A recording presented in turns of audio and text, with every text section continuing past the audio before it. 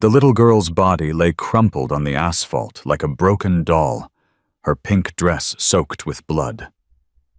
When the tattooed biker knelt beside her, she flinched so hard her broken bones shifted. "Please don't hurt me," she whispered through cracked lips. "I can't move." But instead of walking away like everyone expected, this man, this feared outlaw with a reputation that made grown men cross the street, lifted her into his arms with tears streaming down his weathered face. What happened next would shatter everything you think you know about second chances. Before we continue, tell us where you're watching from in the comments, and make sure you're subscribed. This story will change you. Marcus Thornton hadn't felt anything in 6 years. Not when he buried his daughter. Not when his wife left. Not when he walked away from the only brotherhood he'd ever known, leaving behind 15 years of loyalty and blood. The Harley rumbled beneath him like a familiar heartbeat, the only constant in a life that had fallen apart, piece by piece. Route 12 stretched empty through Montana's backcountry, nothing but sky and silence, and the kind of solitude that let a man forget he was still breathing. 8 months since he'd left the Black Serpents. 8 months of looking over his shoulder. 8 months of waking up in cold sweats reaching for a little girl who wasn't there anymore. Sophie. His hands tightened on the handlebars. She would have been 13 now. 13 years old, with her mother's smile and his stubborn streak. Instead, she was forever 7, frozen in time, buried in a cemetery he couldn't bring himself to visit. The engine coughed as Marcus crested a hill, and that's when he saw it. Skid marks, glass glittering on asphalt.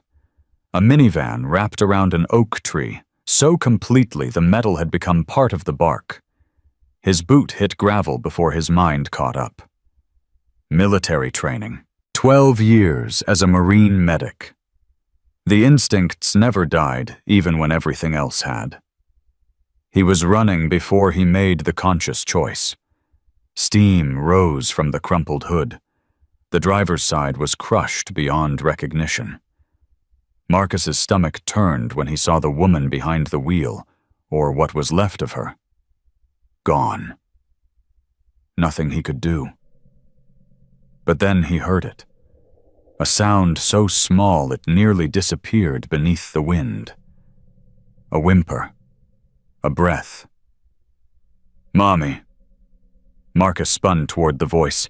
15 feet from the wreck, thrown clear by the impact, a little girl lay face down in the dirt.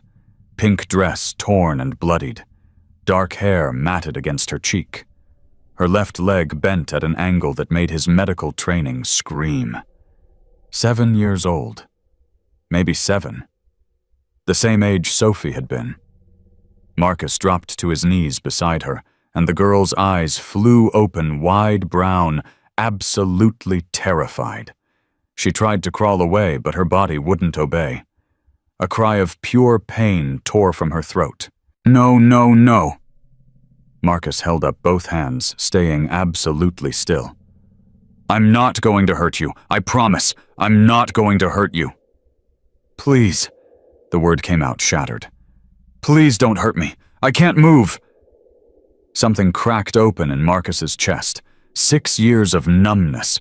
6 years of feeling nothing. And now this. "My name is Marcus," he said, forcing his voice softer than it had been in years. "I'm going to help you okay. I used to be a medic. I know how to help people who are hurt." The girl's breathing was ragged, shallow. Shock setting in. He could see it in the grayish tint of her lips, the unfocused quality of her gaze. "What's your name, sweetheart?" Lily." "That's a beautiful name, Lily. Can you tell me where it hurts?" "Everywhere." Tears cut tracks through the dirt on her face. My leg hurts so bad." "I know it does. I'm going to be very careful. Okay, I need to check your injuries, but I'm going to tell you everything I do before I do it. Is that all right?" A tiny nod. Marcus pulled off his leather jacket, the one with the faded black serpent's patch he'd never quite removed, and draped it gently over her small frame. His hands moved with practiced precision, checking her pulse, assessing her leg, looking for signs of internal bleeding. Fractured tibia. Probable concussion. Cuts and scrapes. But she was alive. Against all odds, she was alive. "You're being so brave," Marcus told her. So brave. I'm going to call for help now. Okay? The doctors are going to come and fix you right up. Where's my mommy? The question hit him like a bullet. Marcus looked toward the wreck, looked back at those trusting brown eyes. "The doctors will take care of everything," he said carefully. "Right now I need you to focus on being brave for me. Can you do that? Are you going to leave me?" His throat closed. Sophie had asked him the same thing. The night of the club run when he'd promised he'd be home by bedtime, when he'd kissed her forehead and said, "I'll never leave you, baby girl." And then he had. "No." The word came out rough, scraped from somewhere deep. "I'm staying right here with you. I promise."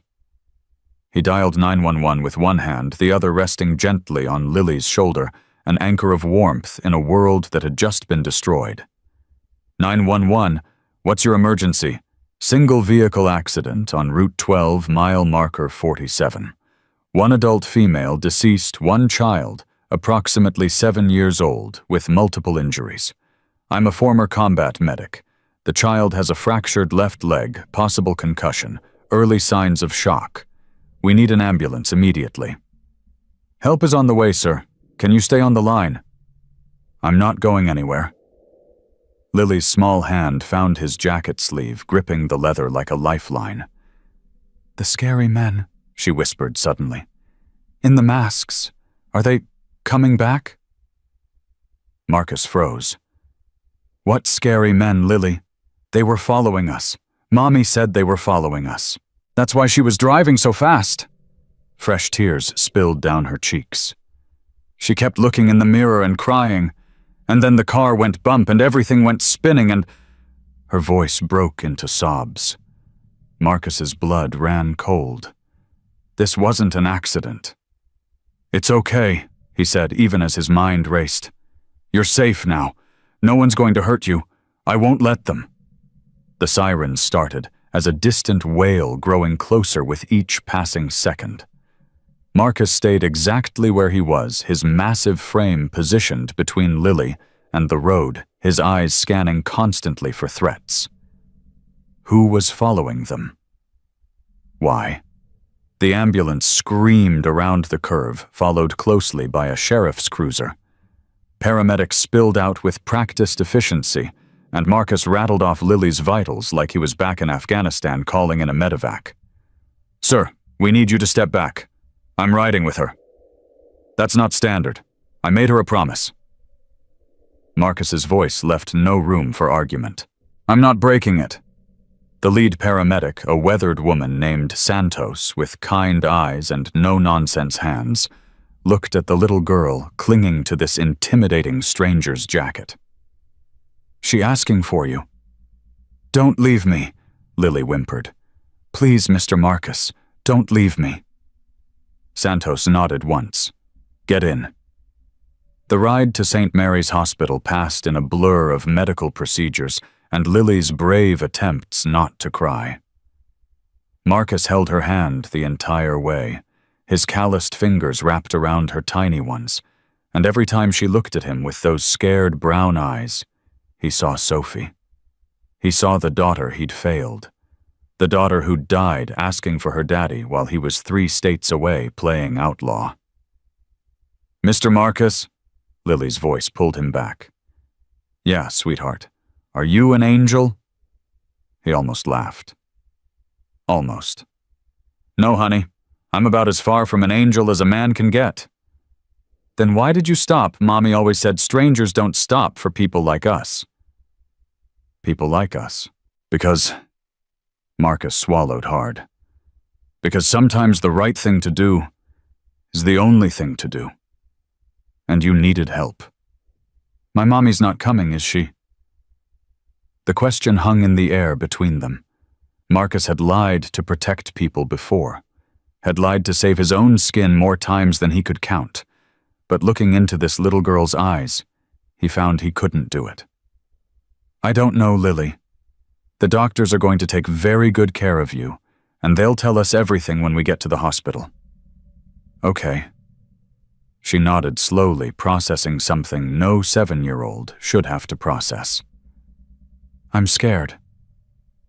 That's okay. Being scared is normal. You know what my daughter used to tell me. You have a daughter. I did. The words cost him everything. Her name was Sophie. And she used to say that being brave doesn't mean you're not scared. It means you're scared, but you do the hard thing anyway. What happened to her? She went to heaven a long time ago. Lily was quiet for a moment.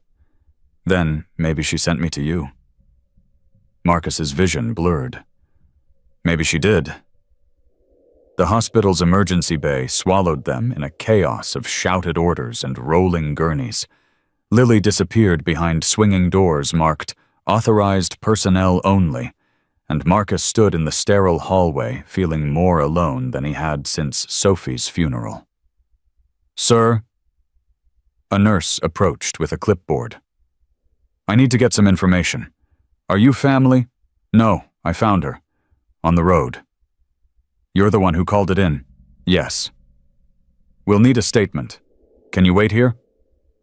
Marcus nodded. What choice did he have? He slumped into a plastic chair that was too small for his frame, his head falling into his hands. The leather jacket was gone. Lily had refused to let go of it in the ambulance, and without it, his tattoos were fully visible. Serpents coiled around his forearms, military insignia mixed with club marks, a map of bad decisions inked permanently into his skin. He didn't know how long he sat there. Long enough for the adrenaline to fade, long enough for the reality to settle in. That little girl's mother was dead, as someone had been following them, and now Lily was alone in a world that had just proven how cruel it could be.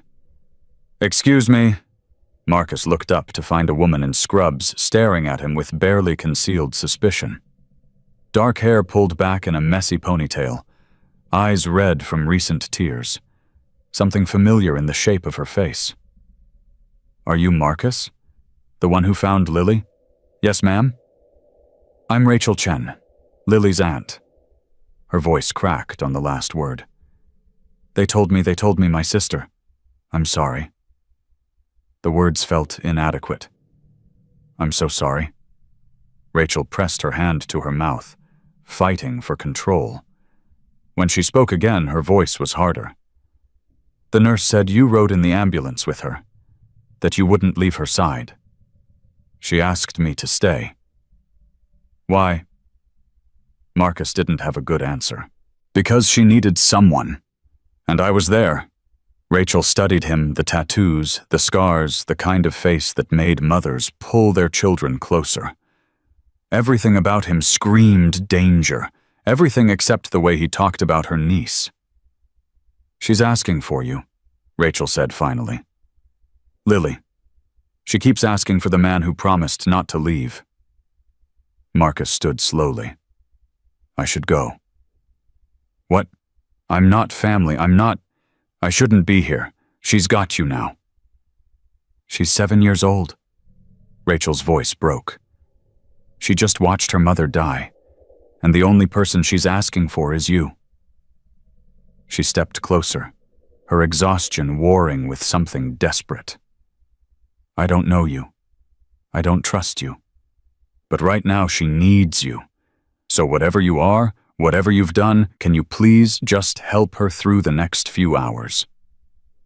Marcus thought of Sophie, thought of the promise he'd made and broken, thought of the second chance he didn't deserve. Yeah, he said quietly. I can do that. Room 314 was small and sterile, dominated by machines that beeped in steady rhythm. Lily lay propped against white pillows, her left leg encased in a bright purple cast, her small face pale beneath the fluorescent lights. But when she saw Marcus in the doorway, she smiled. Actually smiled. "You came back. I told you I would." Grown-ups say lots of things they don't mean. Marcus crossed the room and settled into the chair beside her bed. His massive frame looked absurd in the tiny seat, but he didn't care. "I meant it, Lily. When I make a promise, I keep it. Even to strangers. Even to strangers." She reached for his hand, and he gave it to her without hesitation. "Mr. Marcus." "Yeah. The doctor told me Mommy went to heaven." His chest ached. "I know, sweetheart. I'm so sorry. She's with Daddy now, and Grandma." Lily's voice was eerily calm, the shock still insulating her from the full weight of grief. "Aunt Rachel says I'm going to live with her. But she cries a lot. I don't want to make her cry more." "You're not making anyone cry, Lily. Sometimes grown-ups cry because they're sad, and that's okay. It doesn't mean you did anything wrong." "Did you cry when Sophie went to heaven?" The question pierced straight through him. "Yeah," Marcus admitted. "I cried for a long time." "Do you still cry?" "Sometimes, when I miss her." Lily nodded solemnly, as if this made perfect sense. "Mr. Marcus." "Yeah.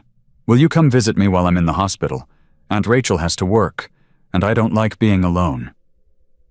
Marcus looked at this little girl, this stranger who had somehow reached through 6 years of numbness and found the part of him he thought had died with Sophie. "I'll come every day," he said. "I promise." And he meant it. What Marcus couldn't know, was that 3 floors down, a man in a leather jacket was making a phone call. "Found him. Ghost is at St. Mary's Hospital playing hero with some kid." The voice on the other end was cold. "Keep eyes on him. Venom's been looking for that traitor for 8 months. What do you want me to do?" "Nothing yet. Just watch. Ghost thinks he's found something worth protecting." A low chuckle. "That makes it so much more satisfying when we take it away." The line went dead. And in room 314, Marcus Thornton held a little girl's hand, completely unaware that the past he'd tried to escape was already closing in. Marcus kept his promise. Every single day for 2 weeks he walked through those hospital doors at exactly 3 o'clock. He brought small gifts, coloring books, crayons, a stuffed bunny lily named Mr. Whiskers, because his nose twitches when I squeeze him. The nurses started recognizing him. The doctors nodded when he passed. And Lily would light up the moment she heard his boots in the hallway. "Mr. Marcus." Her voice carried through the pediatric ward, and he couldn't help but smile. Couldn't remember the last time he'd smiled this easily. "Hey there, tough girl. How's the leg today?" "The doctor says I'm healing super fast because I'm brave." She held up Mr. Whiskers proudly. "And because Mr. Whiskers is helping me." "Well, Mr. Whiskers is doing a great job." Rachel stood by the window, arms crossed, watching this exchange with an expression Marcus couldn't quite read. 2 weeks, and she still looked at him like she was waiting for him to reveal some hidden agenda. He didn't blame her. A man like him showing up in a child's life tattoos, scars, a past he couldn't talk about anyone with sense, would be suspicious. "Can I talk to you outside?" Rachel's voice was clipped. Professional. Marcus glanced at Lily. "I'll be right back, okay? You work on that coloring page for me." "The purple one. The purple one." In the hallway, Rachel's composure cracked. "The social worker came today." Marcus's stomach dropped. "And they're evaluating whether I can keep custody." Rachel pressed her palm against her forehead, fighting tears. "I work double shifts, Marcus. I live in a 1-bedroom apartment. I can barely afford groceries, and now there's going to be medical bills and therapy and—" Her voice broke. What do they need? Marcus asked quietly. What do they need to see? Proof that I can provide stable care. A bigger apartment, reliable childcare, financial security. She laughed bitterly. Basically, a miracle. When's the evaluation? 3 weeks. Marcus nodded slowly, something shifting in his chest. Let me help. What? Let me help. I've got savings. I've got time. Whatever you need, grocery runs, babysitting, fixing things around your place, I can do it. Rachel stared at him. Why? Why would you do this for strangers? Because Lily's not a stranger anymore. Marcus held her gaze. And because I know what it's like to fail someone when they needed you most. I won't do that again. Something flickered in Rachel's eyes. Not trust, not yet, but the beginning of something that might become trust. If you hurt her, Rachel said quietly, if you disappear and break her heart, I won't. You can't promise that. I can. And I am. 3 days later, Marcus showed up at Rachel's apartment with a toolbox and a bag of groceries. The place was small, cramped really, but clean. Lily sat on the couch with her leg propped up, Mr. Whiskers tucked under her arm, watching cartoons with the focused attention of a child trying not to think about hard things. Mr. Marcus. She tried to get up, winced, settled back down. Aunt Rachel said you were coming. I brought dinner, and I'm going to fix that leaky faucet your aunt mentioned. Rachel emerged from the tiny kitchen, looking exhausted in her scrubs. You really don't have to. Already here. Marcus set the groceries on the counter. Go rest. You've got a shift tonight, right? How did you know that? Lily told me. She tells me everything. Something softened in Rachel's face. Just slightly. That became the routine. Marcus would arrive in the afternoon, spend time with Lily while Rachel caught a few hours of sleep before her night shift, then stay until it was time for Lily to go to bed. He taught her to play cards, read her stories in funny voices that made her giggle. And when she had nightmares, which happened almost every night, he was there to hold her hand and remind her she was safe. Tell me about Sophie, Lily said one evening out of nowhere. Marcus's hand stilled on the wooden block he'd been carving. He'd started teaching her basic woodworking, nothing with sharp tools, just sanding and shaping. It gave her something to focus on, besides her grief. What do you want to know? What was she like? Marcus set down the carving. A horse half finished. Sophie had loved horses. She was brave, he said slowly. Like you. She had this laugh that could fill up a whole room. And she was stubborn, God, she was stubborn. Once she decided something, there was no changing her mind. What did she want to be when she grew up? A veterinarian. She loved animals. Every stray cat in the neighborhood, every bird with a broken wing, she wanted to save them all. What happened to her? Marcus's throat closed. He'd never talked about this. Not to the club, not to his ex-wife, not to the therapist the VA had tried to make him see. But Lily was looking at him with those big brown eyes, and he found he couldn't lie to her.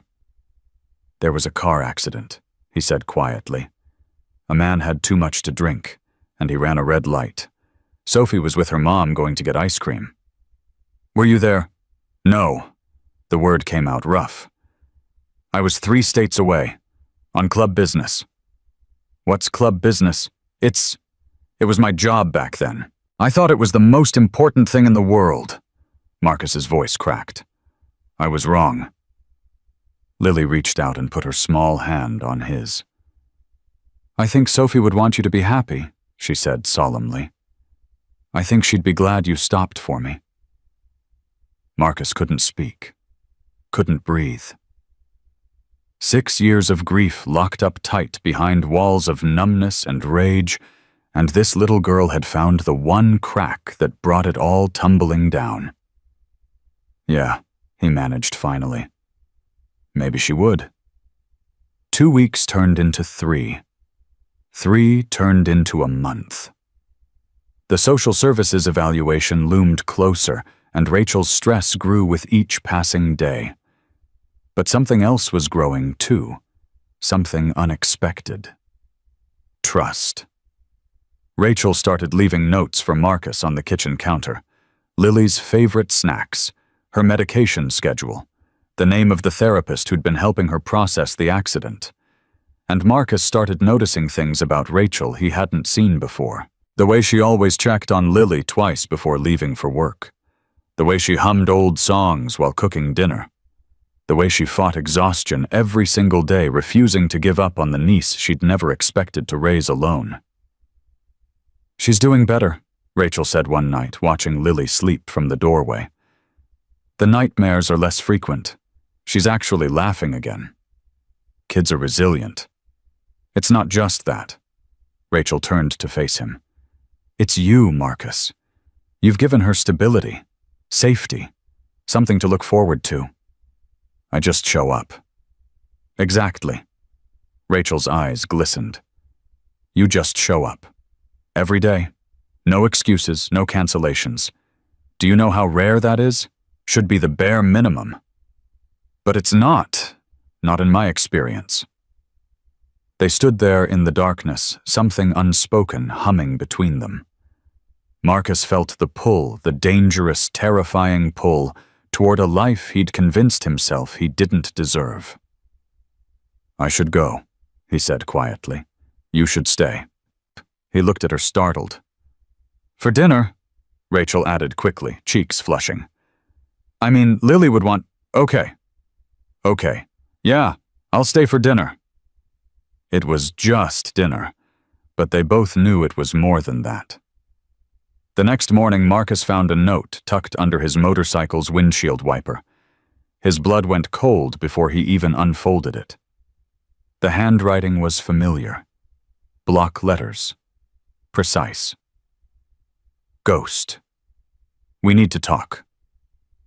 Midnight, the old mill. Come alone, or the girls pay the price." No signature. None was needed. Victor Venom Blackwood had found him. Marcus's hands shook as he crumpled the paper. 8 months of looking over his shoulder. 8 months of wondering when the past would catch up. And now it had. Not when he was alone. Not when he had nothing to lose. Now, when he'd finally found something worth protecting. He couldn't tell Rachel. Couldn't involve her in this. The Black Serpents didn't make empty threats he'd seen firsthand what they did to people who crossed them. But he couldn't just disappear either. Not after everything he'd promised Lily. Marcus sat on his motorcycle for a long time, staring at the crumpled note in his hand. He had until midnight to figure out how to save everyone he cared about. And 12 hours wasn't nearly enough. The afternoon visit felt different. Marcus couldn't focus, couldn't fully engage, and Lily noticed immediately. "You're sad today," she said, looking up from her coloring book. "I'm fine, sweetheart." "No, you're not. Your eyes are different. They're the way Mommy's eyes looked when she was worried about something." Marcus forced a smile. "Just tired. Didn't sleep well." Lily studied him with that unnerving perception children sometimes have. "Is someone being mean to you?" His heart clenched. "Why would you ask that?" "Because sometimes bad people are mean to good people. Mommy said that's why we had to move so much. Because someone was being mean." Marcus went very still. "Lily, who was being mean to your mommy?" "I don't know, she never told me. But I heard her on the phone sometimes crying, and she'd say, 'Please leave us alone,' over and over." The crash. The men Lily said were following them. It wasn't random. None of it was random. "Lily, I need you to think very carefully. The night of the accident, did you see anything about the people who were following you? Anything at all?" Lily's face scrunched up. "They had motorcycles. Big, loud ones. And one of them had a snake on his jacket.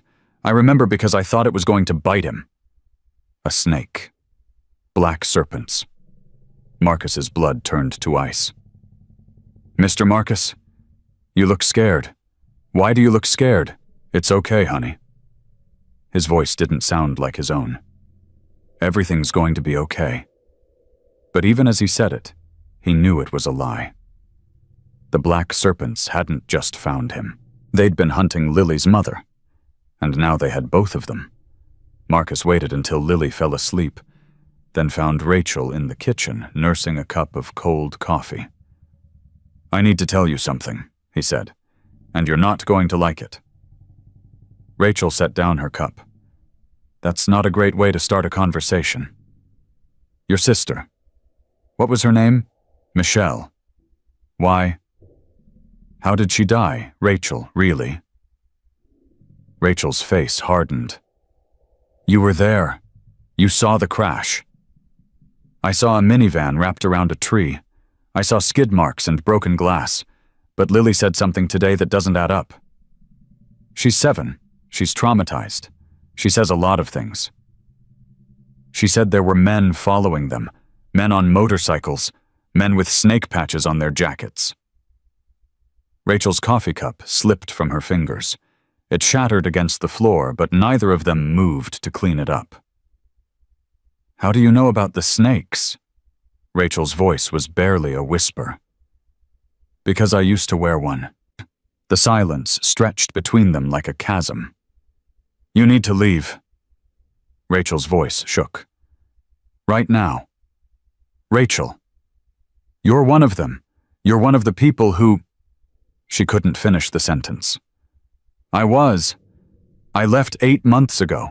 I had no idea they were connected to your sister until 5 minutes ago. How am I supposed to believe that? How am I supposed to believe any of this? Because I'm still here. Marcus stepped toward her, desperate. If I wanted to hurt you or Lily, I've had 1,000 chances. I've been in your home. I've been alone with her. I've had every opportunity to... Stop. Rachel held up her hand. Just stop. She was crying now, tears streaming down her face, and Marcus had never felt more like the monster everyone assumed he was. Michelle called me, Rachel said brokenly. 3 days before she died. She said someone was threatening her. She said she had information evidence about something that could bring down powerful people. She said if anything happened to her, I needed to protect Lily at all costs. What kind of information? I don't know. She wouldn't tell me. She just kept saying the less you know, the safer you'll be.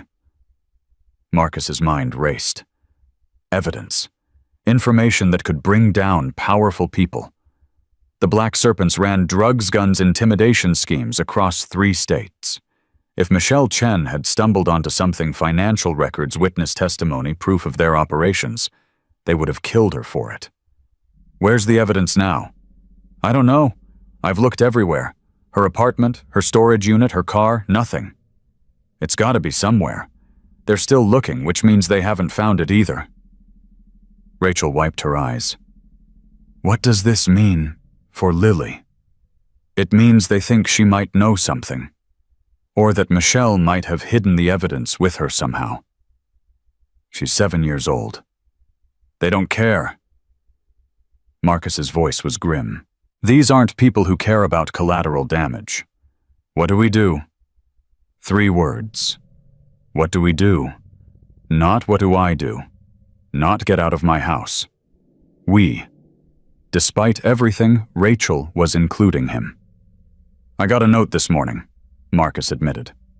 From their president, Venom. He wants to meet tonight, midnight.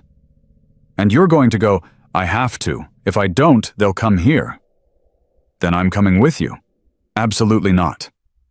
She's my niece, Marcus. My sister died for whatever this is. I'm not going to sit here and, if you come with me, who watches Lily? That stopped her. I can't protect both of you at the same time, Marcus said quietly. I need you here with her ready to run if things go wrong. Run where? I have a cabin. My grandfather left it to me. It's off-grid in the mountains. No one knows about it, not even the club. Marcus pulled a set of keys from his pocket and pressed them into Rachel's hand. If I'm not back by sunrise, you take Lily and you go. There's a map in my saddlebag, cash in the lining, enough to disappear for a while. Rachel's fingers closed around the keys. You're scaring me. Good. You should be scared. These people killed your sister. They won't hesitate to kill again. Then why are you going alone? Because maybe I can end this, make a deal, buy you time. And if you can't... Marcus looked at her, this woman he'd known for barely a month, who had somehow become the center of a life he'd thought was over. Then you run, he said, and you don't look back. He turned to leave, but Rachel grabbed his arm. Marcus. Yeah. She stood on tiptoe and kissed his cheek. Gentle. Brief. A prayer more than a promise. Come back, she whispered. She needs you. We both do. Marcus couldn't answer. Couldn't make another promise he might not be able to keep. He walked out the door and into the night carrying the weight of 2 lives on his shoulders, and the certainty that before sunrise everything would change. Midnight came cold and quiet. The old mill sat abandoned on the edge of town, a relic from another era, its rusted machinery silent under a sliver of moon. Marcus killed his engine 50 yards from the entrance, listening. Motorcycles, at least 5 of them idling somewhere behind the main building. He wasn't alone.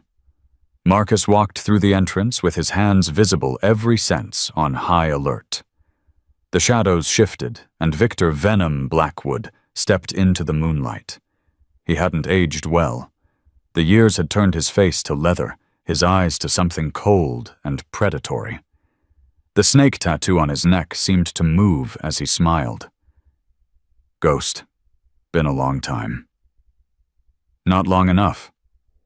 That any way to greet your president, you're not my president anymore. I left.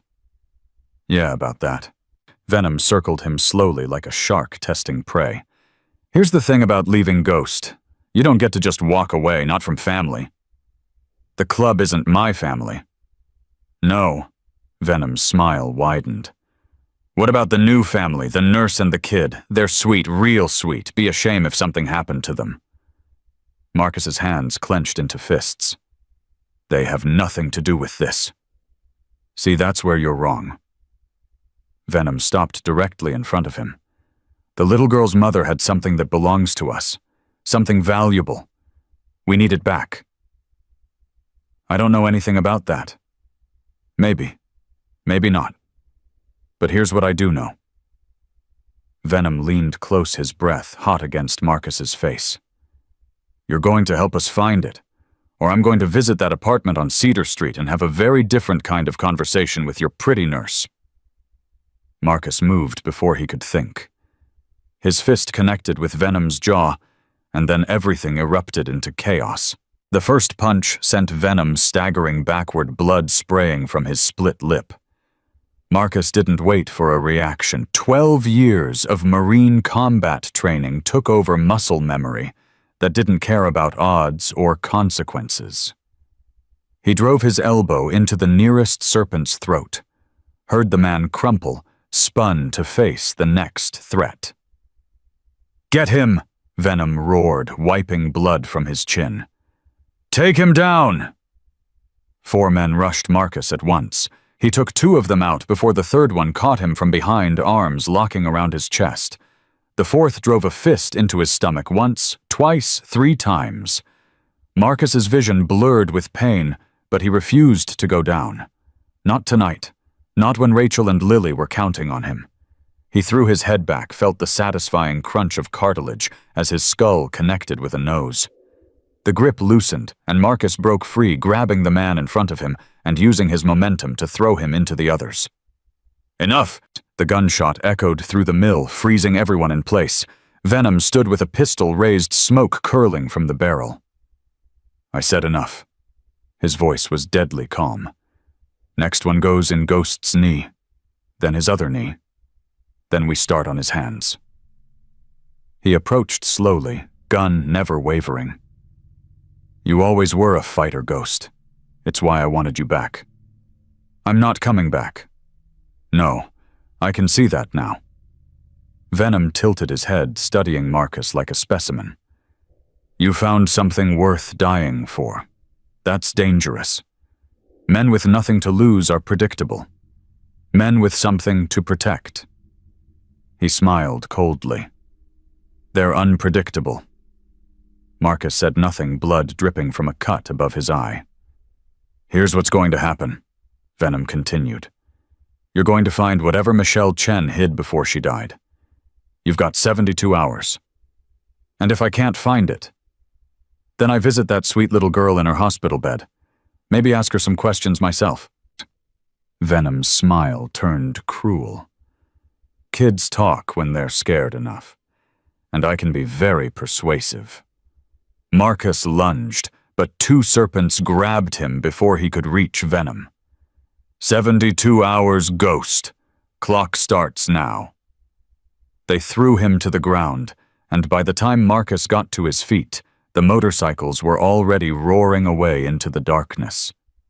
He stood alone in the mill, broken and bleeding, with 3 days to save everyone he loved. Rachel was waiting when he got back. She took one look at his face and pulled him inside without a word. Her nurse's hands were gentle but efficient as she cleaned his wounds, applied butterfly bandages, checked his ribs for fractures. How bad? She asked quietly. I've had worse. That's not an answer. It's the only answer I've got. Lily was asleep in the bedroom door, cracked open so Rachel could hear if she had nightmares. The stuffed bunny Marcus had given her was visible on the pillow, tucked under her arm, like a guardian. What happened? Rachel asked. Marcus told her everything. The confrontation, Venom's demands, the 72-hour deadline.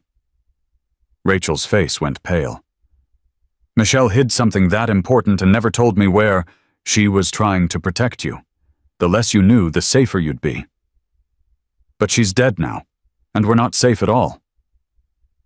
No, Marcus admitted. We're not. Rachel stood abruptly, pacing the small living room. There has to be something, some clue she left behind. Michelle was always careful she wouldn't have just hidden evidence somewhere random. Think. Where did she go that was special to her? Somewhere meaningful. I don't... Rachel stopped mid-pace. Wait. Lily's birthday. What about it? Last year. Michelle couldn't afford a party, but she took Lily to this cabin in the mountains. Said it belonged to an old friend who owed her a favor. Lily talked about it for weeks, the fireflies, the lake, the feeling of being away from everything scary. Do you know where it is? No, but Lily might. They both looked toward the bedroom door. We can't ask her tonight, Rachel said. She's exhausted, and I don't want to scare her. We don't have time to wait. We don't have a choice. Rachel's voice was firm. She's 7 years old, Marcus. She's already lost her mother. I won't traumatize her more just to... A small voice interrupted them. Aunt Rachel. Lily stood in the doorway, Mr. Whiskers clutched against her chest. Her eyes went wide when she saw Marcus's battered face. Mr. Marcus, what happened to you? I'm okay, sweetheart. Just had a little accident. You're lying. Lily's voice trembled. Your face is all hurt. Did the bad men find you? Marcus and Rachel exchanged a look. Lily. Rachel knelt down to her level. Do you remember the cabin Mommy took you to for your birthday? Lily nodded slowly. The one with the fireflies. Yes, baby. Do you remember how to get there? Mommy said it was our secret place. She said if anything bad ever happened, I should go there and wait for her. Lily's eyes filled with tears. But she can't come now, can she? Because she's in heaven. Rachel pulled her into a hug, fighting her own tears. That's right, sweetheart. But we need to find that place. Can you help us? Why? Marcus crouched beside them, ignoring the pain in his ribs. Because your mommy was very brave, Lily. She was trying to stop some bad people, and we think she might have left something at that cabin, something that can help us stop them too. Lily pulled back from Rachel's embrace, her small face serious. Like a superhero. Exactly like a superhero. Mommy always said I was her little superhero. Lily wiped her eyes. She had a map in her special box, the one she told me never to open. Rachel's breath caught. What special box, Lily? The one she gave me before the accident. She said it was my treasure chest and I should keep it safe forever. Where is it? In my backpack, at the hospital. I forgot it there. Marcus was already reaching for his keys. They drove to St. Mary's in tense silence, Rachel in the passenger seat, and Lily buckled safely in the back, still clutching Mr. Whiskers. The hospital was quiet at this hour, visiting hours long over, but Marcus had befriended enough staff during his daily visits that getting inside wasn't a problem. Helen, the night nurse, buzzed them through with a concerned look at Marcus's bruised face, but no questions asked. Lily's backpack sat in the corner of room 314, exactly where she'd left it. It's in the front pocket, Lily said, the zipper with the flower on it. Rachel's hands shook as she opened the pocket and pulled out a small wooden box barely bigger than her palm. It was hand-carved, intricate patterns of flowers and butterflies decorating its surface. Mommy made it, Lily said quietly. She was good at making things. Rachel opened the box. Inside was a folded piece of paper, a USB drive, and a small brass key. Oh my God, Rachel breathed. The paper was a map hand-drawn with detailed directions to a location in the mountains, written at the bottom in Michelle's handwriting. For Lily when she's old enough. Everything you need to know is here. I'm sorry I couldn't tell you myself. I love you, baby girl, forever and always. Marcus took the USB drive, turning it over in his hands. This is it. This is what they're looking for. What do we do with it? We get out of here. Tonight. Right now. And go where? Your sister's cabin. Marcus pocketed the drive. If Michelle trusted that place enough to hide this, it might be safe enough to hide us while we figure out our next move. What about the serpents? They gave me 72 hours. They'll be watching, but they won't expect us to run, not yet. Rachel looked at Lily, then back at Marcus. You really think we can do this? I think we don't have a choice. 20 minutes later, they were on the road. Rachel's sedan wasn't built for mountain driving, but it was anonymous, no connection to Marcus, no way for the serpents to track it. Marcus followed on his motorcycle, staying close enough to intervene if anything went wrong. The map led them deeper into the wilderness, past small towns and forgotten roads, until civilization disappeared entirely. When they finally reached the cabin, a small structure nestled among towering pines, the sun was just beginning to rise. It's exactly how I remember, Lily said softly, pressing her face against the car window. Mommy said this is where the stars come to sleep during the day. Marcus checked the perimeter while Rachel got Lily settled inside. The cabin was basic, but well-maintained. Someone had been here recently, probably Michelle preparing the place before everything went wrong. Clear, Marcus announced, joining them inside. No signs of surveillance. No tracks, except ours. Rachel was standing at the small kitchen table, the USB drive plugged into an ancient laptop she'd found in a cabinet. Marcus, you need to see this. He crossed the room and looked over her shoulder. The screen showed files, dozens of them. Financial records, photographs, audio recordings, everything documented in meticulous detail. What is all this evidence? Rachel clicked through the files, her face growing paler with each one. Michelle was gathering evidence. Drugs, money laundering, bribery, even... She stopped, hand flying to her mouth. Even what? Murder? Rachel's voice was barely a whisper. There's proof here of at least 3 murders, with names, dates, everything. Marcus leaned closer, scanning the documents. His blood ran cold when he recognized some of the names. "This goes way beyond the serpents," he said slowly. "These are judges, politicians, police officers." Michelle was going to expose all of them. Looks like it. She must have been building a case, maybe working with the FBI, maybe planning to go public. Marcus straightened. No wonder they killed her. This would bring down half the power structure in 3 states. What do we do with it? We find someone we can trust, someone who can actually use this without getting killed themselves. And in the meantime, we stay here, we stay hidden, and we pray they don't find us before we find an answer. Lily appeared in the doorway holding Mr. Whiskers. "I like it here," she said. "It feels safe, like Mommy is still here watching over us." Rachel pulled her into a hug. "It does, baby. It really does." For the first 3 days, the cabin felt like a sanctuary. Marcus taught Lily how to fish in the small lake behind the property. Rachel found an old guitar in the closet and played songs her sister used to love. They ate simple meals, played card games by candlelight, and for brief moments almost forgot they were running for their lives. But Marcus never stopped watching. Every morning he checked the perimeter. Every night he slept with one eye open, ears straining for the sound of motorcycles in the distance. The deadline Venom had given him came and went, and the silence was almost worse than the threat itself.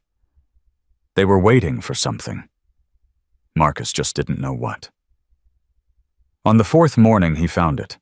A GPS tracker, small and black, magnetically attached to the underside of his motorcycle's gas tank. His blood turned to ice. "Rachel." She looked up from where she was braiding Lily's hair, immediately reading the alarm on his face. "Lily, sweetheart, can you go play in your room for a minute? But Aunt Rachel, please, baby, just for a few minutes." Once Lily was gone, Marcus showed Rachel the tracker. "How long has that been there?" she demanded. "I don't know. Could have been since the hospital. Could have been since before." "So they've known where we are this whole time." "Maybe. Or maybe they're just tracking my movements, waiting for us to lead them to the evidence. We have to go. Right now. And go where they found us here, they'll find us anywhere." "Then what do we do?" Marcus looked at the tracker in his hand. Then at the laptop still sitting on the kitchen table, Michelle's evidence glowing on the screen. "We stop running," he said slowly. "And we start fighting back." "How? We make copies of everything. Send them to every news outlet, every FBI field office, every journalist we can find. Make the evidence so public that killing us won't matter anymore." "That's crazy." "It's the only way. As long as we're the only ones who have this information, we're targets. But if 100 people have it, 1,000, there's no point in silencing us." Rachel stared at him. "And if they get to us before we can send it, then at least we tried." The next few hours were a blur of activity. Marcus disabled the Jeep's tracker and attached it to a wild deer he spotted near the cabin. Let the serpents chase shadows for a while. Rachel made copies of every file, loading them onto multiple USB drives and cloud storage accounts. Lily helped without understanding exactly what she was helping with her small hands, carefully labeling drives with hearts and flowers. "This one is for the good guys," she announced, holding up a drive. "And this one is for more good guys. And this one is for even more good guys." Marcus finished, managing a smile despite everything. "You're doing great, sweetheart." By evening, they had everything ready. 16 copies of the evidence addressed to different recipients. Emails queued up and ready to send the moment they could reach a secure internet connection. "There's a town about 30 miles from here," Rachel said, studying the map. "Small, but they might have a library or a coffee shop with Wi-Fi." "First thing tomorrow morning," Marcus agreed. "We go, we send everything, and then we disappear." "Disappear where?" I'm still working on that part. That night, Marcus sat on the cabin porch watching the stars and thinking about everything he'd lost, everything he'd found, everything that still might slip through his fingers. The door creaked open behind him. "Can't sleep?" Rachel asked, settling beside him. "Too much to think about." "I know the feeling." They sat in silence for a moment, the mountain air cool and clean around them. "I never thanked you properly," Rachel said quietly. "For stopping that day. For saving Lily." "You don't have to thank me for that?" "Yes, I do. Because you could have kept driving. Most people would have. But you didn't." She turned to look at him. "Why?" Marcus was quiet for a long time. "Because I heard her voice," he said finally, "saying, 'Please don't hurt me.' And all I could think about was Sophie, my daughter. She died alone, Marcus. Scared and alone, calling for her daddy who wasn't there." His voice cracked. "I couldn't let that happen to another little girl. I couldn't walk away and let someone else die waiting for help that never came." Rachel reached over and took his hand. "She didn't die alone," she said softly. "Lily, I mean. Because of you, she wasn't alone. Neither was I." They looked at each other in the darkness, and something shifted between them. Something that had been building since that first day in the hospital when a suspicious nurse had looked at a dangerous stranger and decided to trust him with the thing she loved most. "Marcus, I know." He squeezed her hand. "I know. What happens when this is over, if we survive, I mean? What happens to us?" "I don't know," he admitted. "But I want to find out." Before Rachel could respond, Lily's scream split the night. They were both on their feet, instantly racing into the cabin. Lily was sitting up in bed, trembling violently, tears streaming down her face. "The snake men," she sobbed.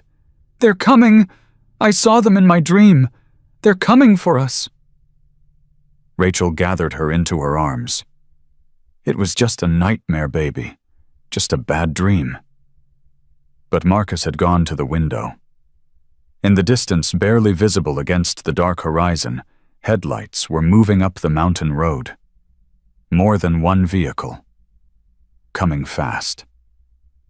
"It wasn't a dream," Marcus said, his voice flat with certainty. "They found us. Get Lily. We're leaving now." Rachel's face went white. "How much time do we have?" "Minutes. Maybe less." He grabbed the bag with the USB drives, threw it over his shoulder, and headed for the door. "Marcus, wait. There's no time to wait. Move." They ran. Rachel scooped Lily into her arms and ran. The little girl clung to her neck, whiskers crushed between them, too scared to cry. Marcus grabbed the bag with the evidence, his mind racing through options that were shrinking by the second. "The back trail," he said, voice low and urgent. "There's a path through the woods. It leads to an old ranger station about 2 miles out. 2 miles with Lily. We don't have a choice." The headlights were closer now, bouncing off the trees as the vehicles climbed the mountain road. 3 sets. Maybe 4. More than enough to surround the cabin and trap them inside. They hit the tree line just as the first motorcycle crested the ridge.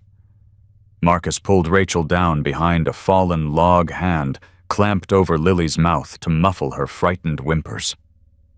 Through the branches, he watched the serpents pour into the clearing, 6 bikes, 2 trucks, at least a dozen armed men. Venom stepped off his motorcycle and walked to the cabin door. He kicked it in without hesitation. "Ghost," his voice echoed through the night. "I know you're here. I can smell your fear." Silence. Venom emerged a moment later, rage twisting his features. "Find them." They couldn't have gotten far. Flashlights scattered through the darkness like angry fireflies. "We need to move," Marcus whispered. Now, stay low. Stay quiet. They crept through the forest, Rachel carrying Lily, while Marcus led the way. Every snapped twig, every rustling leaf sounded like a gunshot in the stillness. Behind them, the serpents' voices grew distant, then closer, then distant again, as the search parties spread out. Lily pressed her face against Rachel's shoulder, trembling violently. "I'm scared, Aunt Rachel." "I know, baby, I know, but Mr. Marcus is going to keep us safe." "Promise?" Rachel looked at Marcus, a question in her eyes. "I promise," he said, the words carrying the weight of everything he'd failed to protect before. "I'm not going to let anything happen to you." They walked for what felt like hours. Marcus's ribs screamed, with every step the beating from the mill making itself known in waves of nauseating pain. But he kept moving, kept watching, kept listening for any sign that the serpents had found their trail.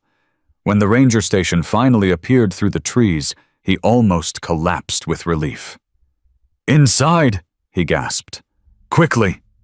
The station was abandoned, clearly hadn't been used in years. Dust covered every surface, and the windows were grimy with neglect. But it had walls. It had a door. And right now, that was enough. Rachel set Lily down on an old cot, wrapping her in a musty blanket. "Try to sleep, sweetheart. We're safe here." "Will the bad men find us?" "No, baby. Mr. Marcus won't let them." Lily's eyes found Marcus in the darkness. "You promise?" "I promise." She nodded slowly, exhaustion finally winning over fear. Within minutes, her breathing had evened out. Mr. Whiskers clutched tight against her chest. Rachel joined Marcus at the window where he was watching the tree line. "What's the plan?" she asked quietly. "Dawn's in a few hours. There's a road about a mile from here that leads into town. We can make it there before they figure out we're not in the woods anymore. And then we send the evidence, all of it, to everyone. What if they catch us first?" Marcus didn't answer. He didn't need to. They both knew what would happen if Venom got his hands on them. "There's something I need to tell you," Marcus said after a long silence. In case things don't go the way I hope." "Don't." "Rachel, don't say goodbye to me, Marcus. Don't you dare." He turned to face her, and in the dim light filtering through the dirty window, she could see the emotion he usually kept so carefully hidden. "It's not goodbye," he said. It's the truth. Something I should have said before now." Rachel's breath caught. "What truth?" "I love you." The words came out rough, scraped from somewhere deep. "I didn't expect to. Didn't think I could after Sophie. But you and Lily, you gave me something I thought I'd lost forever. A reason to keep going. A reason to be better." Rachel's eyes filled with tears. "You're an idiot," she whispered. "I know. A complete, total idiot. I know. I love you too." She kissed him, then desperate and fierce, pouring everything she couldn't say into that single moment of connection. When they finally broke apart, both of them were breathing hard. "Don't die," Rachel said. "That's an order." "Yes, ma'am." A sound outside snapped them both to attention. Footsteps. Quiet, but unmistakable. Coming closer. Marcus pressed his finger to his lips, drawing Rachel behind him. He grabbed the only weapon available, a rusted fire poker leaning against the fireplace, and positioned himself by the door. The footsteps stopped just outside. A knock. 3 sharp raps. "Ghost, I know you're in there." Not Venom's voice. Someone else. Someone familiar. "It's Razor," the voice continued. "From the club. I'm alone, and I'm not here to fight." Marcus hesitated. Razor had been his closest friend in the Serpents, the one who'd warned him when things started going bad, who'd looked the other way when Marcus decided to leave. But that was 8 months ago. A lot could change in 8 months. How do I know this isn't a trap? Because if Venom knew where you were, you'd already be dead. A pause. I'm putting my gun on the ground, opening the door slowly. Don't hit me with whatever you're holding. The door creaked open, and Razor stepped inside with his hands raised. He looked older than Marcus remembered. Thinner. Dark circles under his eyes spoke of sleepless nights and difficult choices. "What are you doing here?" Marcus demanded. "Saving your life." "Maybe." Razor's eyes swept the room, landing briefly on Rachel, and then on Lily's sleeping form. "The kid. Is that the Chen girl?" "Why do you care?" "Because Venom's lost his mind."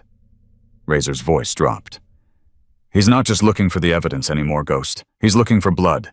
He's convinced the only way to fix this is to eliminate everyone who knows anything you, the nurse, the kid. Everyone." Rachel's hand flew to her mouth. "He wouldn't," she breathed. "She's 7 years old." "He would, and he will unless someone stops him." Marcus studied his old friend's face. "Why are you telling me this? Why turn on your own club?" "Because it's not my club anymore." Razor's jaw tightened. "It stopped being my club the night Venom ordered me to torch that warehouse with people still inside. I did what I was told we all did, but I've been looking for a way out ever since. And this is it. This is my chance to do something right. For once in my miserable life." Razor met Marcus's eyes. "The evidence you have, it's enough to bring down Venom, and everyone who works with him, but only if you can get it to the right people. We were going to send it tomorrow, from town. Town's blocked. Serpents have checkpoints on every road. You'll never make it through." Rachel made a sound of despair. "There's another way," Razor continued. "A federal agent, FBI, she's been building a case against Venom for years. Name's Agent Martinez. She's the real deal, not like those crooked cops on Venom's payroll." "Where do we find her?" "I can take you. There's a safe house about 50 miles from here. She's waiting for a break in the case, something solid enough to move on." Razor pulled a phone from his pocket. "I already called her. Told her what you have. She's ready to meet." Marcus's mind raced. 50 miles through Serpent territory, with a 7-year-old and a woman who'd never held a gun in her life. The odds were terrible. But staying here was worse. "How do I know I can trust you?" "You don't," Razor admitted. "But what choice do you have?" Marcus looked at Rachel. She was pale, scared, but there was steel in her eyes. "What do you think?" "I think we've been running out of choices since this started." She glanced at Lily, still sleeping peacefully. "If there's a chance to end this, really end it, we have to take it." Marcus nodded slowly. "Okay, we go." Razor's truck was hidden a quarter mile from the ranger station, camouflaged beneath cut branches and covered with a tarp. It wasn't much an old Ford with rust eating through the panels, but it ran, and that was what mattered. They loaded in quickly Rachel in the back with Lily, while Marcus rode shotgun.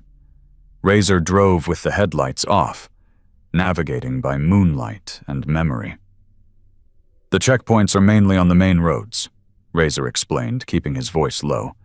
"We stick to the back routes, we should be able to avoid most of them. And if we can't, then we improvise." Lily stirred against Rachel's shoulder. "Are we going home?" she mumbled sleepily. Rachel stroked her hair. "Soon, baby. Soon." "Is Mr. Marcus still with us?" "I'm right here, sweetheart," Marcus said, turning to look at her. "I'm not going anywhere." Lily smiled drowsily and closed her eyes again. They drove for nearly an hour, without incident. The back roads were rough, barely more than dirt tracks in places, but Razor navigated them with the confidence of someone who'd made this journey before. Marcus watched the shadows, his body tense, waiting for the ambush he was sure was coming. It came at the worst possible moment. They were crossing a narrow bridge when headlights blazed to life on both sides, trucks blocking the road ahead and behind. "Trap!" Marcus shouted. Razor slammed the brakes, but it was too late. Serpents poured from the trucks, weapons drawn, surrounding the vehicle in seconds. And standing in the center of the bridge, arms crossed and smile triumphant, was Venom. "Ghost!" His voice carried clearly through the night. "Did you really think I wouldn't have eyes on my own men?" Marcus's heart sank as he looked at Razor. "I'm sorry," Razor whispered. "I'm so sorry. They had my daughter. They threatened to—" "Shut up!" Venom's voice cut through the apology. "Bring them out. All of them." The doors were wrenched open. Hands grabbed Marcus, dragged him from the truck, threw him to his knees on the rough pavement. Rachel screamed as they pulled Lily from her arms. "Don't touch her." Rachel fought like a wildcat, but two serpents pinned her down. "She's just a child. She doesn't know anything. She knows enough." Venom approached slowly, savoring his victory. "She knows what her mother hid. She knows where to find it. And now—" He crouched in front of Marcus, that cold smile still in place. "Now I'm going to make you watch while I get those answers." "Kill me," Marcus said through gritted teeth. "Kill me instead. Leave them alone." "Oh, I'm going to kill you. Eventually, but first—" Venom stood and walked toward Lily, who was being held by a massive serpent twice her size. "First, we're going to have a little conversation." Lily was crying now, terrified sobs shaking her whole body. "Please don't hurt me," she whimpered, the same words she'd spoken on that highway a lifetime ago. "Please don't hurt me." Something broke inside Marcus. 6 years of guilt. 6 years of failure. 6 years of watching helplessly while the people he loved suffered. Not again. Never again. He moved before anyone could stop him. His elbow drove into the throat of the man holding him. He grabbed the gun from the man's holster, rolled, and came up firing. 2 serpents dropped. 3. Chaos erupted on the bridge. "Get Lily," Marcus shouted at Rachel. "Get her to the truck." Rachel didn't hesitate. She tackled the man holding Lily, clawing at his eyes until he released the child. Then she was running Lily in her arms, sprinting toward Razor's truck while bullets tore through the air around her. Marcus provided cover fire, moving backward, keeping himself between the serpents and the people he loved. 1 shot left. He aimed it at Venom. "It's over," Marcus said. "Let them go." Venom laughed. Actually laughed. "You think 1 bullet is going to stop this? You think killing me ends anything? Maybe not, but it's a start." He pulled the trigger. The click of an empty chamber was the loudest sound Marcus had ever heard. "Miscount," Venom said softly. "Happens to the best of us." The blow came from behind, something hard and heavy, connecting with the back of Marcus's skull. The world tilted sideways, then went black. The last thing he heard was Lily screaming his name. When Marcus woke, he was tied to a chair. Blood dripped from a cut on his forehead, and his vision swam with every movement. But he could see enough to know where he was, back at the old mill, the same place Venom had threatened him before. And Lily was sitting across from him, also bound, tears streaming down her face. "Mr. Marcus!" she sobbed. "Mr. Marcus, wake up!" "I'm awake, sweetheart." His voice came out as a croak. "I'm awake. Are you hurt? They hit Aunt Rachel. She fell down and she's not moving." Marcus's blood ran cold. "Where is she?" "Over there." Lily nodded toward a shadowy corner. "She won't wake up. I keep calling her name, but she won't wake up." "She's going to be okay," Marcus said, even though he couldn't see. Rachel couldn't tell if she was breathing. She's going to be fine. You're lying. Lily's voice was small, but certain. Grown-ups always lie when they're scared. Before Marcus could respond, a door slammed open and Venom strode in, followed by half a dozen serpents. Awake at last. Venom pulled a chair over and sat facing Marcus close enough that Marcus could smell the cigarette smoke on his breath. You've caused me a lot of trouble, Ghost. A lot of time. A lot of money. A lot of explaining to people who don't like explanations. Let the girl go. She doesn't know anything. See, I don't believe that. Venom leaned forward. Her mother was clever. Too clever. She would have left instructions, hidden clues, something to make sure her work survived, even if she didn't. She was 7 when her mother died. What could she possibly know? Children remember more than we think. Venom stood walking toward Lily with slow, deliberate steps, especially when properly motivated. Don't touch her. Marcus strained against his bonds, but the ropes held fast, helpless. Again. Just like with Sophie. Venom crouched in front of Lily, his voice deceptively gentle. Hello, sweetheart. Do you remember me? Lily shrank back as far as her bonds would allow. You're the Snake Man, from my dreams. That's right. And I need you to help me with something. Your mommy had some very important papers. Do you know where she put them? I don't know. Lily's voice trembled. I don't know anything. Think harder.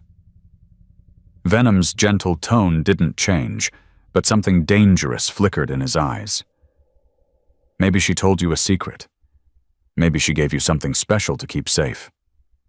The box. Lily's lip quivered. She gave me a box, but the papers are gone now. The man took them. Venom's head snapped toward Marcus.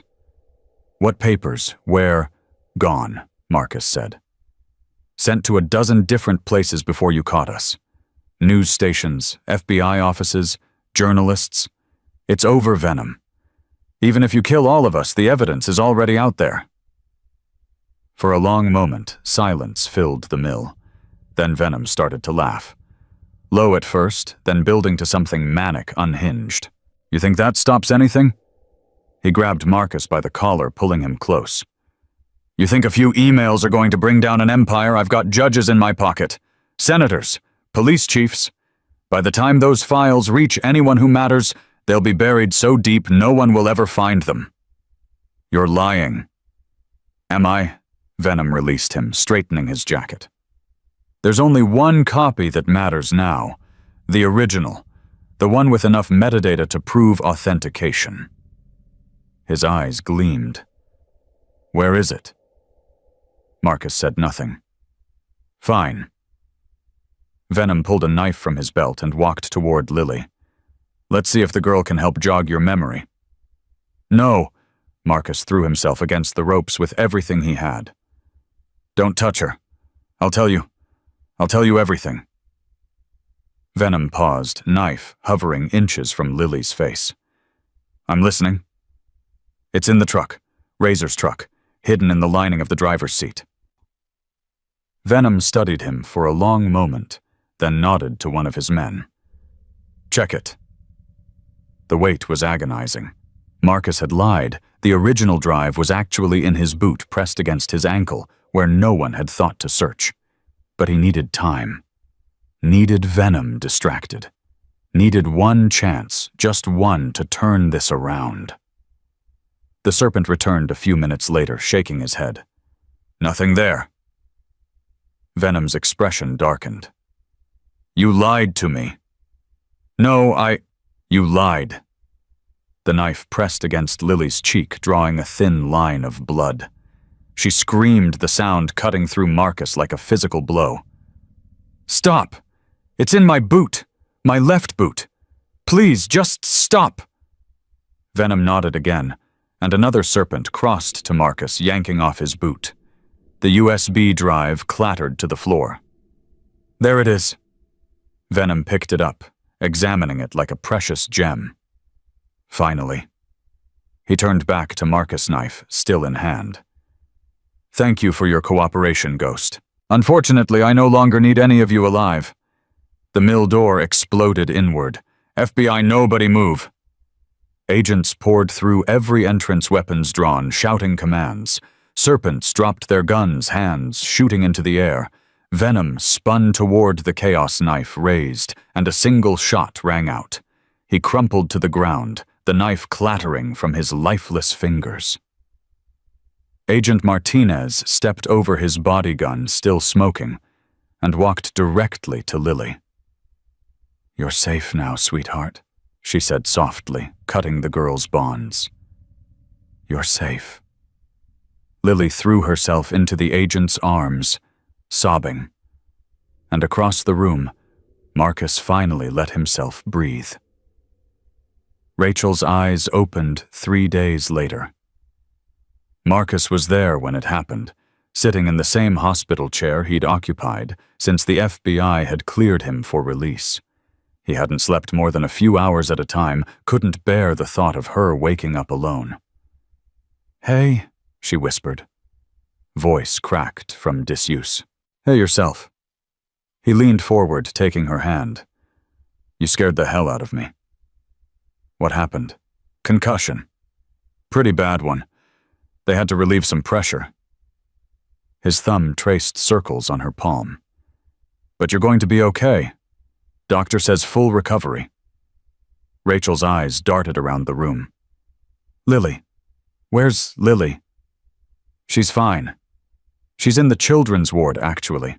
Insisted on staying close to you. Marcus smiled softly. She's been driving the nurses crazy, asking when Aunt Rachel is going to wake up. Tears spilled down Rachel's cheeks.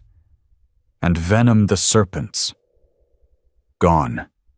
All of them. The FBI rounded up everyone connected to the operation. 23 arrests so far, including 2 judges and a state senator. Marcus squeezed her hand. Your sister's evidence brought down the whole organization. Michelle saved a lot of lives. Rachel closed her eyes, fresh tears streaming. She never told me what she was doing. All those years I thought she was just running from bad relationships, bad choices. She was protecting you, protecting Lily, the only way she knew how. I should have helped her. You're helping now, that's what matters. The door burst open and Lily came flying in, Mr. Whiskers bouncing against her chest. Aunt Rachel. She scrambled onto the bed, careful of the IV lines, and threw her arms around Rachel's neck. You woke up, the doctor said you might not wake up for a really long time, but I told him you would because you promised to never leave me. Rachel held her tight, sobbing openly now. I'm here, baby. I'm right here. I was so scared. Lily's voice was muffled against Rachel's shoulder. The bad men hurt you and I couldn't do anything. I just kept crying and Mr. Marcus kept telling me you'd be okay, but I was still scared. I know, sweetheart. I know. But Mr. Marcus saved us. Lily pulled back, her face serious. He fought all the bad men even though there were so many of them. And then the police came and the snake man fell down and now we're safe. Rachel's eyes found Marcus over Lily's head. He did save us, she said softly. He saved all of us. 2 weeks later, they released Rachel from the hospital. Marcus drove them home not to Rachel's cramped apartment, but to a small house on the outskirts of town that Agent Martinez had helped them secure through witness protection. It wasn't much, but it had 3 bedrooms, a backyard, and no connection to anything that had happened before. A fresh start. It's perfect, Rachel said, standing in the empty living room. It's absolutely perfect. Lily was already exploring, racing from room to room, with the boundless energy of a child who had finally stopped being afraid. This one has a window seat, she shouted from somewhere upstairs. Can this be my room, please? Whichever one you want, baby. Marcus stood by the door, suddenly uncertain. He'd been so focused on keeping them safe that he hadn't thought about what came after, where he fit in this new life they were building. Rachel seemed to read his mind. "You're staying," she said. It wasn't a question. "I don't want to assume, Marcus." She crossed to him, taking both his hands. "You saved our lives. You stayed when you could have walked away. You fought for us when no one else would." Her eyes were bright with emotion. "If you think I'm letting you go now, you're out of your mind. I have a past, Rachel. A bad one. That's not going to disappear just because Venom is gone." "I know. There might be others who come looking. Old enemies, old debts. I know. I'm not an easy man to love." "I know that too." Rachel smiled, squeezing his hands. "But here's what else I know. My niece adores you. I'm falling in love with you. And for the first time in years, I feel like I might actually have a future worth looking forward to." She stepped closer, her voice dropping. "So unless you tell me you don't want this, don't want us, I'm asking you to stay."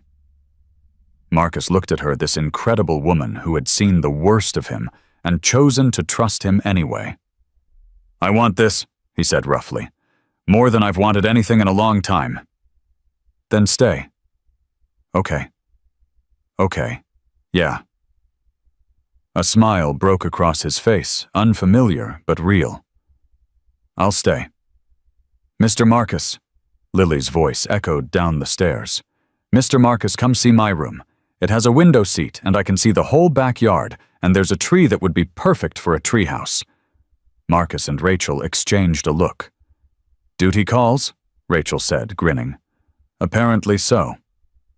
He climbed the stairs to find Lily perched on her window seat, face pressed against the glass. "See?" she pointed excitedly. "Right there, that big tree. Daddy used to say he'd build me a treehouse someday, but then he went to heaven, and I thought I'd never have one." Marcus crouched beside her, looking at the sturdy oak in the backyard.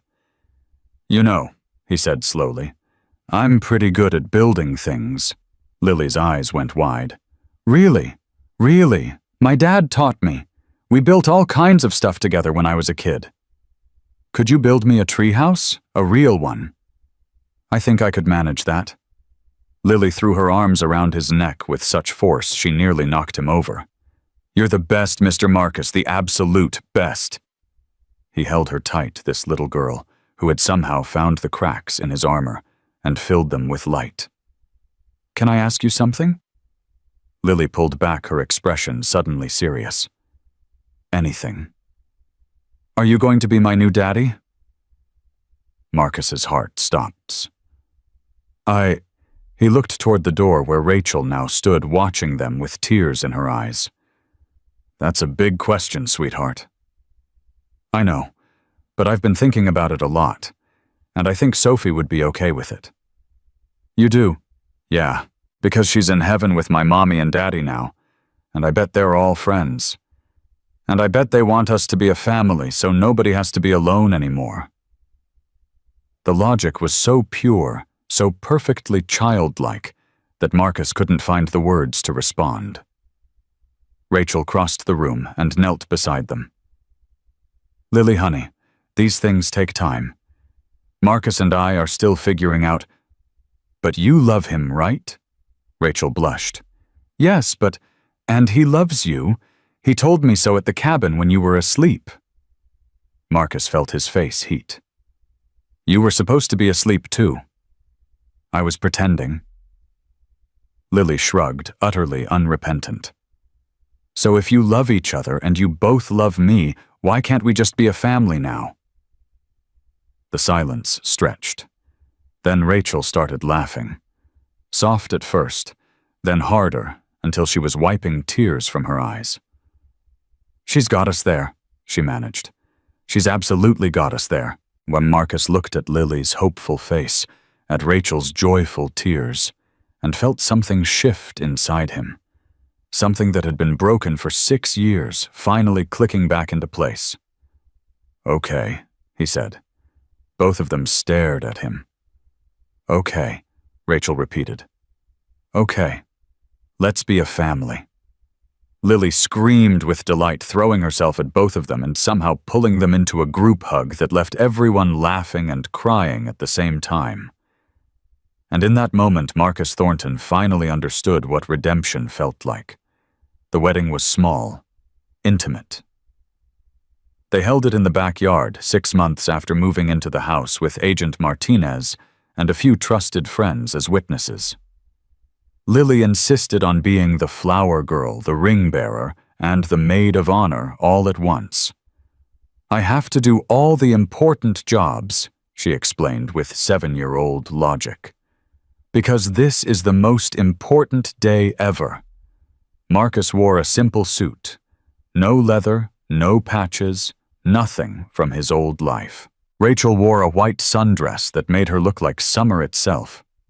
And when they exchanged vows, both of them were crying too hard to speak. I promise to love you. Marcus finally managed for the rest of my life. I promise to protect you, to support you, to be there for you every single day. I promise to be the man you deserve even when I don't feel like I am. Rachel took his hands, her voice steady despite her tears. I promise to love you through the hard days and the easy ones. I promise to see the man you are not the man you used to be. I promise to build a future with you one day at a time, for as long as we both shall live. The judge smiled. I now pronounce you, wait. Lily's voice cut through the ceremony. I have something to say. Everyone turned to look at her. I just wanted to say, she announced, clutching Mr. Whiskers against her chest, that I'm really glad Mr. Marcus stopped on the road that day, because if he didn't, I would still be alone, and Aunt Rachel would still be sad, and Mr. Marcus would still be running from the bad men. She paused, gathering her thoughts with the gravity only a child can muster. My mommy used to say that angels don't always have wings. Sometimes they have tattoos and motorcycles and sad eyes. And I think she was right, because Mr. Marcus is my angel. And now he's going to be my daddy, and that makes me the luckiest girl in the whole world. Marcus dropped to his knees and pulled her into his arms. I love you, he whispered against her hair. So much. I love you too, Daddy. The word hit him like a physical force. Daddy. She'd called him Daddy. Rachel wrapped her arms around both of them, and for a long moment the three of them just held each other, while the small gathering wiped their eyes and pretended not to notice. The judge is waiting, Rachel finally said, laughing through her tears. Right, sorry. Marcus stood straightening his jacket. Please continue. The judge cleared his throat. As I was saying, I now pronounce you husband and wife. You may kiss the bride. Marcus kissed Rachel with everything he had, and Lily cheered loud enough for the whole neighborhood to hear. 1 year later, they returned to Sophie's grave. Marcus had been avoiding it for 7 years. Couldn't bear to face the daughter he'd failed, the life he'd destroyed through his own selfishness. But Rachel had convinced him it was time. She deserves to meet Lily, Rachel said. And you deserve to say goodbye properly. So they went. All three of them. The cemetery was peaceful sun filtering through the trees and casting dappled shadows across the grass. Sophie's headstone was simple but well-maintained. Marcus had been paying for upkeep, even when he couldn't bring himself to visit. Sophie. Marie. Thornton, beloved daughter forever. 7. Marcus knelt in front of the stone lily beside him, Rachel standing just behind. Hey, baby girl, he said softly. It's been a while. I'm sorry I stayed away so long. I was ashamed. Ashamed of what I did. What I didn't do. Lily reached out and put her small hand on his shoulder. I met someone, Marcus continued, voice cracking. Her name is Lily. She's 7 just like you were, and she She saved me, Sophie. She saved me when I didn't think I deserved to be saved. He pulled Lily forward gently. Sophie, this is Lily. Lily, this is Sophie. Lily studied the headstone with serious eyes. Hi, Sophie, she said. I've heard a lot about you. Your daddy talks about you all the time. He says you were brave and stubborn, and you loved animals. She paused. I love animals too, and I'm pretty stubborn. Aunt Rachel, Mommy says I get it from Mr. Marcus. She pulled a small bundle of wildflowers from her pocket and laid them carefully against the stone.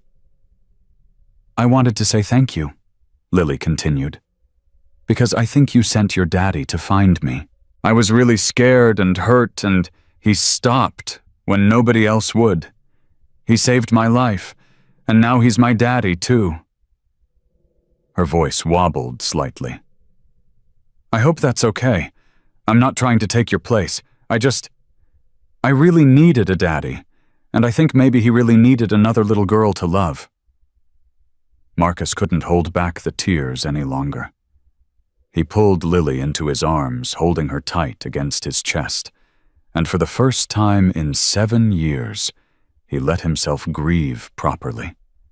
Let himself feel the full weight of what he'd lost and what he'd found. It's okay, Daddy, Lily whispered, patting his back the way he'd patted hers so many times. Sophie's not sad. She's happy. I can feel it.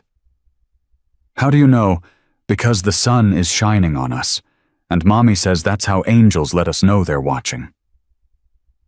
Marcus looked up at the sky, at the golden light breaking through the clouds, and for the first time in 7 years, he believed it. Rachel knelt beside them, completing the circle. She would have loved you, Marcus said to Lily. Sophie, she would have loved you so much. I know, and I love her too, even though we never got to meet. Lily smiled that pure, innocent smile that had first broken through Marcus's walls. But I'll take care of you for her, I promise. That's what sisters do. Marcus pulled both of them close, his family, the one he'd lost, and the one he'd found held together in the warm light of forgiveness. 3 months after that, Marcus officially adopted Lily. The courthouse was the same one where they'd been married, the same judge presiding. But this time the paperwork was different. This time it made their family legal, permanent, unbreakable. Do you understand what you're agreeing to? The judge asked Lily. This means Marcus Thornton will be your legal father with all the rights and responsibilities that entails. Lily nodded vigorously. I understand, and I want it more than anything. And you, Mr. Thornton, do you accept Lily Chen as your daughter, promising to love, protect, and provide for her from this day forward? Marcus looked at Lily, at this fierce, brave, incredible little girl who had whispered, "Please don't hurt me," from a roadside ditch, and somehow ended up saving his soul. I do, he said, with everything I am. The judge smiled. Then by the power vested in me, I declare this adoption final. Lily, you are now legally Lily Chen Thornton. Lily threw herself into Marcus's arms with a shriek of joy. I have a daddy, she shouted to anyone who would listen. I have a daddy and a mommy and a real family. Rachel wrapped her arms around both of them, laughing and crying at the same time. We did it, she whispered. We're really a family. We always were, Marcus said. Now it's just official. They walked out of the courthouse together, hands linked, ready to face whatever came next. That night, after Lily was asleep in her room with Mr. Whiskers and a new family portrait she'd drawn herself, Marcus sat on the porch and looked up at the stars. Rachel joined him, settling into the chair beside his. Penny, for your thoughts. Just thinking about how different everything is. A year ago, I was running from everything. Now, he gestured at the house, at the life they'd built. Now I have something worth standing still for. Any regrets? Just one. He turned to look at her. That I almost drove past her that day. Almost kept going. If I had... But you didn't. But I almost did. Rachel took his hand. You know what I think? I think that little girl was always meant to find you. I think somehow, somewhere, Sophie knew you needed saving, and she sent you exactly the right person to do it. Marcus was quiet for a long moment. Maybe she did, he finally said. Maybe she did. From inside the house, Lily's voice drifted through the open window. She was talking in her sleep, as she sometimes did. Love you, Daddy. Love you, Mommy. Love you, Sophie. Marcus closed his eyes, feeling the warm weight of peace settle over him. He'd spent 48 years running. Running from pain, running from responsibility, running from the consequences of every bad choice he'd ever made. It had taken a broken little girl, a whispered plea, and the courage to stop running to show him what he'd been missing all along. Family wasn't something you earned. It wasn't something you deserved. It was something you chose every single day with every single action. And Marcus Thornton had finally made his choice. He chose to stay. He chose to love. He chose to be the man Sophie had always believed he could be. Some people said redemption was impossible, said the past defined you trapped, you determined everything you'd ever become. But Marcus knew better now. Redemption wasn't a destination. It was a decision. And he'd made his.